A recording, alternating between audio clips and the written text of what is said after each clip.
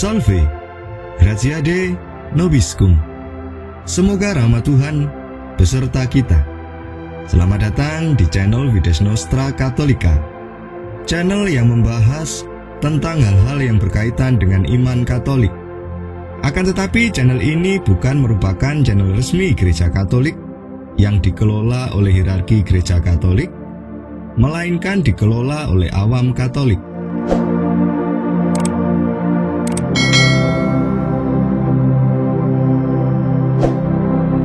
Pemirsa, dalam video sebelumnya, admin membahas mengenai kehidupan selibat dalam Gereja Katolik berdasarkan pendekatan biblis, teologis, dan juga historis. Dalam video tersebut, admin menyatakan bahwa jabatan hierarki, mulai dari paus, uskup, dan imam, diisi oleh laki-laki lajang yang tidak menikah. Laki-laki yang tidak menikah dan menjabat sebagai klerus tersebut menjalankan kehidupan selibat klerikal. Dalam Gereja Katolik Roma, seorang imam tidak diperbolehkan menikah karena mereka menjadi pelayan-pelayan sakramen. Sebagai pelayan sakramen-sakramen, imam menghadirkan sosok Kristus dalam kehidupannya sebagai in persona Christi. Karena dalam video yang lalu, admin sudah menjelaskan dasar biblis, teologis, dan historis tentang kehidupan selibat dalam Gereja Katolik, maka dalam video kali ini, admin akan menjelaskan adanya kasus khusus, yaitu tentang seseorang yang pernah beristri, namun ditabiskan menjadi imam. Bagaimana hal itu bisa terjadi? Admin berharap pemirsa dapat mengikuti seluruh penjelasan admin dalam video ini, agar tidak gagal paham. Pemirsa, pada tahun 2020, media-media Katolik dihebohkan dengan sebuah berita mengenai pentahbisan seorang pastor, yang uniknya, pastor tersebut adalah sosok bapak dan anak, bernama Pastor Edmond dan Pastor Philip. Pastor Edmond ini sebelumnya adalah seorang pria beristri. Istrinya bernama Constance, dan Pastor Philip merupakan anak biologis dari Pastor Edmond. Pastor Edmond menjadi seorang pastor karena sudah berstatus sebagai duda ketika istrinya yang bernama Constance meninggal pada tahun 2012. Jadi jika pemirsa mencermati dari kasus tersebut, Pastor Edmond mendapatkan tabisan imamat ketika ia sudah berstatus sebagai seorang duda. Perlu pemirsa pahami, dalam Gereja Katolik, jika salah satu dari pasangan yang sudah sah menjadi suami dan istri meninggal, maka pihak yang masih hidup akan mendapatkan status liber. Status liber artinya adalah seseorang itu sudah tidak terikat lagi dengan perkawinan. Status liber hanya dimiliki bagi seseorang yang belum pernah terikat perkawinan, atau pernah terikat perkawinan, namun pasangannya meninggal dunia. Status liber tidak dapat diperoleh bagi pasangan yang bercerai selama pasangannya masih hidup. Dengan status liber itu, seseorang bisa memutuskan untuk menikah kembali jika mau. Namun jika tidak mau menikah, tetapi justru memilih menjadi biarawan atau biarawati, ataupun menjadi imam alias pastor, hal itu dimungkinkan untuk dilaksanakan. Tentu jika syarat dan ketentuan lainnya juga dipenuhi. Apa saja syarat dan ketentuannya? Kita akan bahas nanti. Bagaimana dengan pria beristri tetapi ingin menjadi pastor? Atau sebaliknya, seorang pastor tetapi ingin beristri?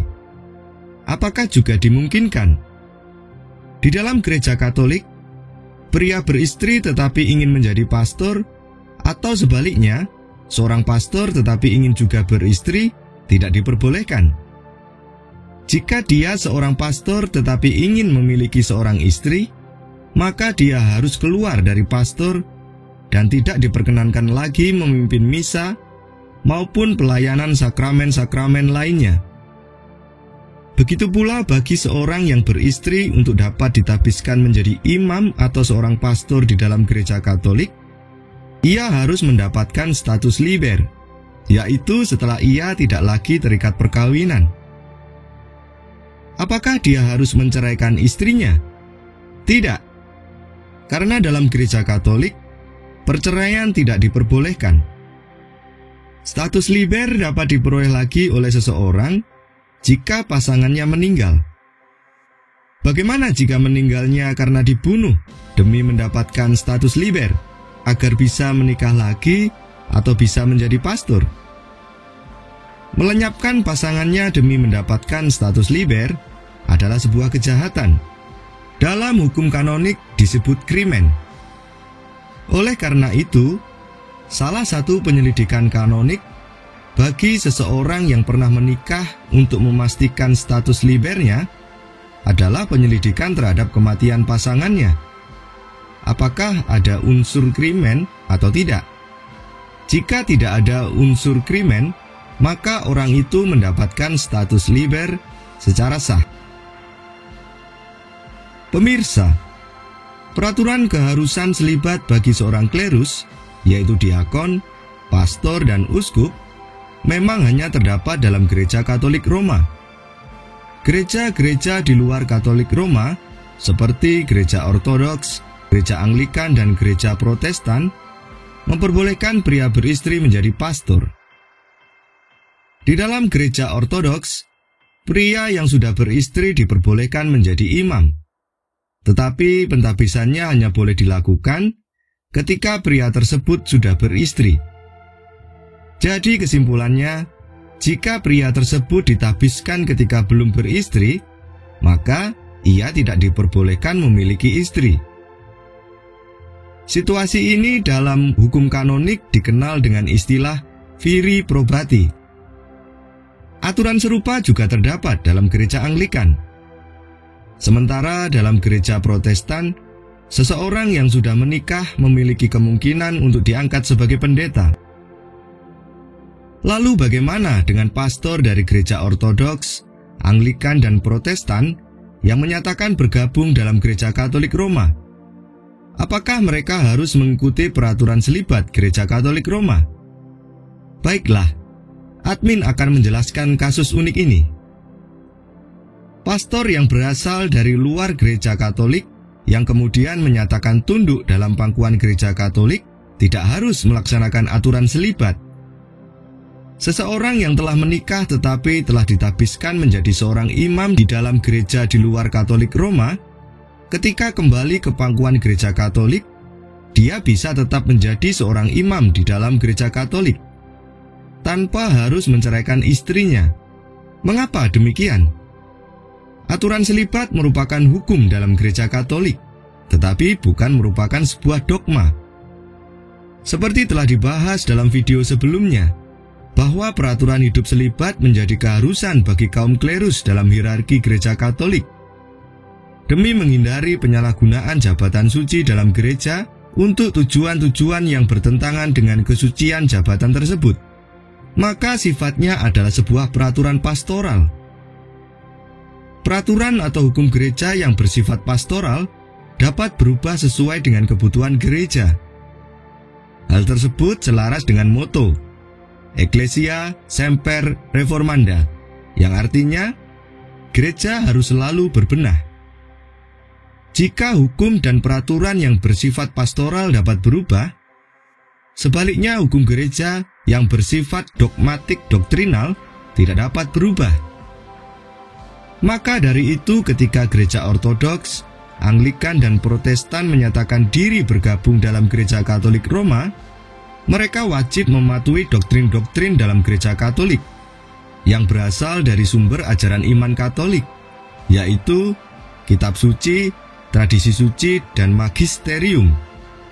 Klerus dari gereja lain yang menyatakan diri bergabung dengan gereja Katolik memang wajib menjalankan ajaran-ajaran iman Katolik yang bersifat dogmatik doktrinal, namun tidak wajib mengikuti aturan pastoral jika dia telah terikat oleh hukum yang lebih tinggi dalam gereja sebelumnya.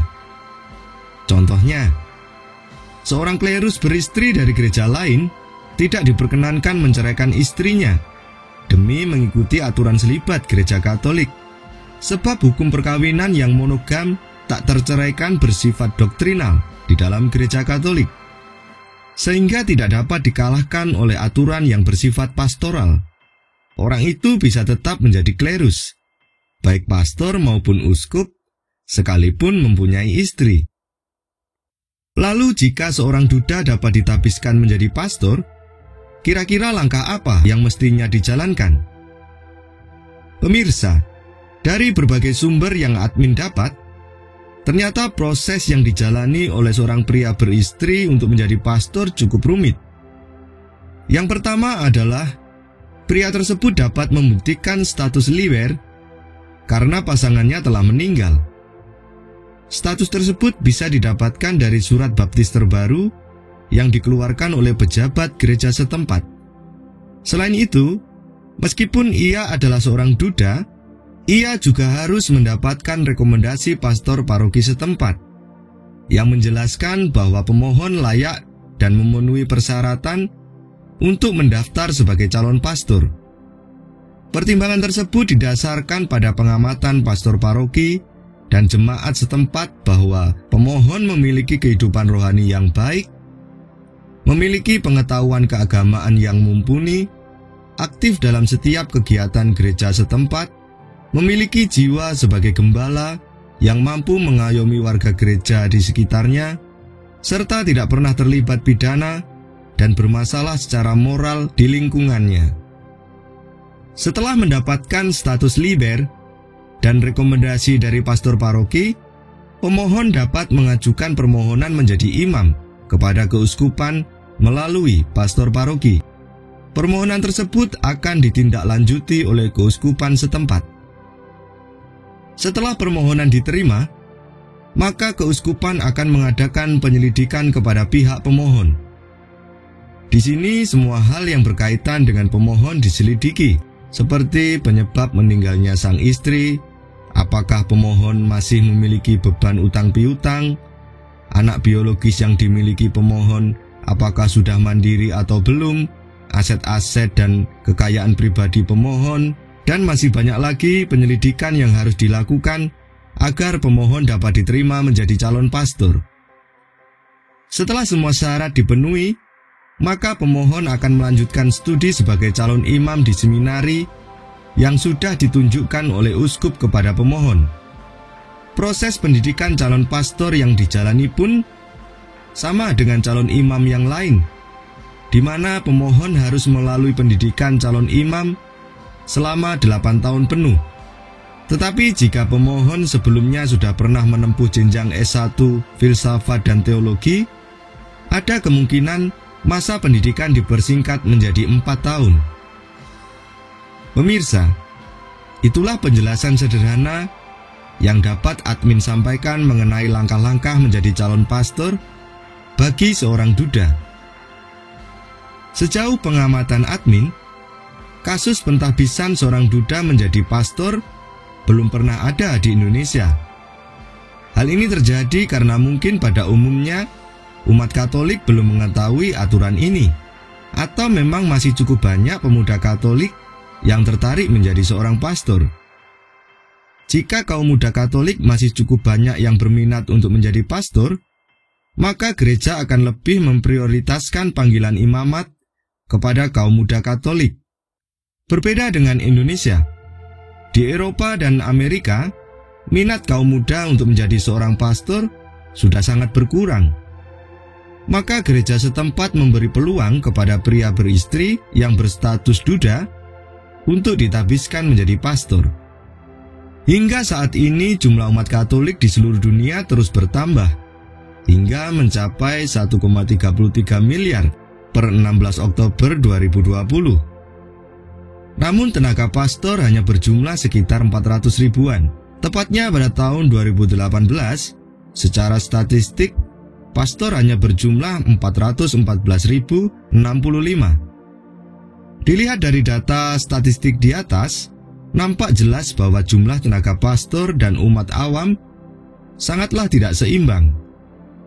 Hal ini tentunya juga berdampak pada pelayanan pastoral gereja Katolik di seluruh dunia. Jika jumlah tenaga pastor dan awam tidak seimbang, apakah gereja akan membuat kebijakan baru, di mana para pria beristri dapat menjadi imam? Admin sudah menjelaskan secara singkat dalam video yang lalu.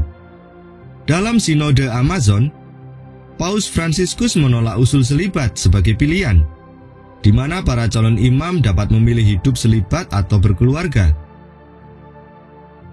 Selain itu, gereja Katolik melihat pertumbuhan jemaat Katolik di seluruh dunia menjadi sebuah peluang untuk mempromosikan hidup panggilan kepada para jemaat, khususnya kaum muda. Gereja Katolik, khususnya Gereja Katolik Indonesia, memiliki cara dan langkah-langkah yang efektif dalam menumbuhkan bibit panggilan sebagai pastor, biarawan, dan biarawati. Selain mendirikan seminari, sekolah-sekolah tinggi filsafat dan teologi, serta pendidikan agama Katolik yang berkualitas di sekolah-sekolah Katolik, gereja juga mulai mempromosikan hidup panggilan yang secara khusus dilaksanakan pada pekan panggilan atau pekan misi. Pada saat pekan misi, keuskupan akan mengutus para pastor, frater, biarawan, dan biarawati untuk live-in atau tinggal bersama umat selama seminggu penuh. Tujuan dari live-in ini tentunya memperkenalkan gaya hidup selibat dan spiritualitas para selibater kepada keluarga Katolik, dengan harapan bahwa ada salah satu dari keluarga Katolik tersebut yang mendorong putra dan putrinya terpanggil menjalani hidup selibat sebagai pastor, biarawan, dan biarawati. Pemirsa, langkah-langkah yang dilakukan gereja Katolik dalam menumbuhkan bibit panggilan sudah tepat. Sebab selain mengusahakan hidup panggilan dalam pendidikan-pendidikan formal, pendekatan-pendekatan terhadap keluarga Katolik merupakan langkah yang tepat. Sebab keluarga Katolik sebagai Ecclesia Domestica merupakan dasar pembentukan iman. Gereja Katolik di berbagai negara mungkin memiliki cara yang berbeda-beda dalam memperkenalkan kehidupan selibat. Promosi-promosi panggilan yang diadakan oleh gereja-gereja tersebut menjadi salah satu alasan meningkatnya hidup panggilan di kawasan Asia Afrika selama beberapa dekade terakhir ini. Pemirsa, demikianlah penjelasan admin mengenai panggilan imamat bagi kaum pria yang pernah beristri. Mohon maaf bila terdapat keterbatasan data dan juga penjelasan admin belum dapat memuaskan semua pihak. Bagi pemirsa yang mungkin melewatkan video tentang penjelasan hidup selibat dalam gereja Katolik berdasarkan pendekatan biblis, teologis, dan historis, silahkan Anda klik link video yang ada dalam deskripsi. Kami terbuka terhadap kritik dan saran dari Anda semua. Jika ada kritik dan saran, silahkan Anda tuliskan di kolom komentar dengan kalimat yang sopan dan bersahabat. Terima kasih Anda telah menyimak video ini hingga selesai. Semoga Tuhan memberkati.